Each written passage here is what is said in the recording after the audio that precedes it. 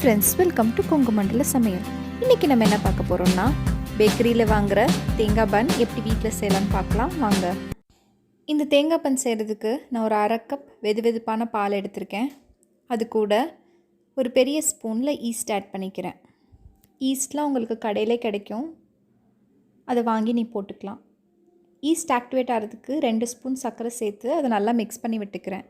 இது மூடி போட்டு ஒரு 15 மினிட்ஸ் ஊற விட்டிங்கன்னா ஈஸ்ட்லாம் நல்லா பொங்கி வந்திருக்கும். இது கூட நான் ஒரு 2 கப் மைதா மாவு ஆட் பண்ணிக்கிறேன். 2 ஸ்பூன் சர்க்கரை ஆட் பண்ணிக்கிறேன். கொஞ்சம் உப்பு சேர்த்து எல்லாத்தையும் நல்லா மிக்ஸ் பண்ணி விட்டுருங்க. இந்த அரை கப் பால் உங்களுக்கு பத்தாது, அதனால் இன்னொரு அரை கப் சேர்த்து நல்லா மிக்ஸ் பண்ணி விட்டுருங்க.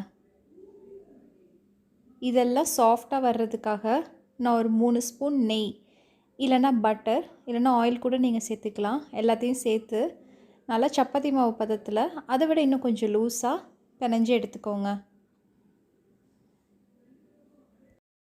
இந்த பன்னுக்கு தேவையான மாவை நம்ம நல்லா பிணைஞ்சு எடுத்துக்கிட்டோம். இது காயாமல் இருக்கிறதுக்கு மேலே ஒரு ஸ்பூன் நெய் ஊற்றி அது நல்லா தடவி விட்டுருங்க. இது ஒரு 1.5 மணி நேரம் ஊறட்டும். இப்போ உள்ள ஸ்டஃபிங்காக நான் நல்லா அமுக்கி 1 கப் தேங்காய் எடுத்திருக்கேன், அரை கப் சர்க்கரை. இந்த சர்க்கரை அளவு கரெக்டாக இருந்தது. உங்களுக்கு இன்னும் ஜாஸ்தி வேணுன்னா நீங்கள் ஆட் பண்ணிக்கோங்க.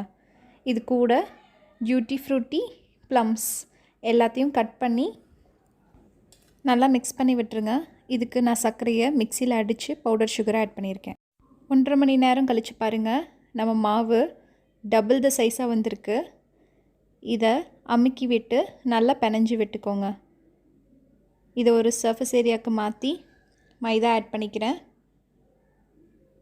நல்லா பிணைஞ்சு விடுங்க. உங்களுக்கு பிணைய தான் பன் நல்லா சாஃப்டாக வரும். இப்போ நம்ம எடுத்து வச்ச பன்னை பாதியாக கட் பண்ணிக்கலாம். மேலே ஒரு லேயர் கீழே ஒரு லேயருக்காக ஈக்குவல் போர்ஷனாக கட் பண்ணிக்கோங்க. இப்போ கொஞ்சம் மைதா மாவு டஸ்ட் பண்ணிவிட்டு அதிலிருந்து ஒரு போர்ஷனை நம்ம சப்பாத்தி கட்டையை வச்சு நல்லா திரட்டிக்கலாம். இது மாதிரி சைட்ஸை டக்கின் பண்ணிவிட்டு அதுக்கப்புறம் பண்ணுங்கள், அப்போ தான் உங்களுக்கு விரிசல் இல்லாமல் வரும்.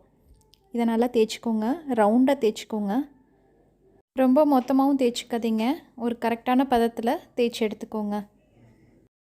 நம்ம இப்போ இதை ஒரு தட்டில் கீழே வெண்ணெய் தடவிட்டு அதை மேலே வச்சுக்கலாம். அதுக்கு மேலே நம்ம ப்ரிப்பேர் பண்ணி வச்சுருக்க தேங்காய் பூ சர்க்கரையை நல்லா மொத்தமாக வச்சுக்கோங்க. மொத்தமாக வச்சாதான் உங்களுக்கு நல்லா டேஸ்ட்டாக இருக்கும். அதுக்கு மேலே அதே மாதிரி இன்னொரு மாவு எடுத்து வச்சோம்ல, அதையும் பிசைஞ்சு இது மாதிரி ஓரங்கள்லாம் நல்லா சீல் பண்ணி விட்டுருங்க. சீல் பண்ணிவிட்டு இது மாதிரி உருட்டி மடக்கிக்கோங்க. அப்போ தான் உள்ளே இருக்க தேங்காய் பூ உங்களுக்கு வெட்டுறப்ப வெளியில் வராமல் இருக்கும்.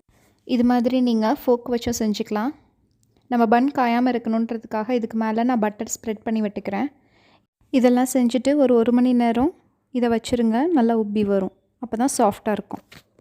ஓவனில் வைக்கிறீங்கன்னா உங்களுக்கு டெம்பரேச்சர் வந்து 180 டிகிரி செல்சியஸ் 30 to 35 மினிட்ஸ்.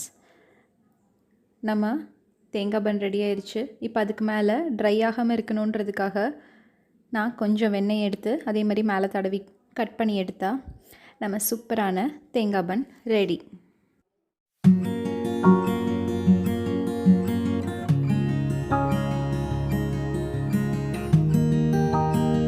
பேக்கரியில் செய்கிற அதே தேங்காய் பன் இப்போ நம்ம வீட்லேயும் செய்யலாம், செலவு கம்மியாக. இந்த ரெசிபி உங்களுக்கு பிடிச்சிருக்கும்னு நான் நம்புகிறேன். பிடிச்சிருந்தா நம்ம சேனலை சப்ஸ்கிரைப் பண்ணிக்கோங்க. மறக்காமல் பக்கத்தில் இருக்க அந்த பெல் ஐக்கானையும் கிளிக் பண்ணிக்கோங்க. Thank you friends.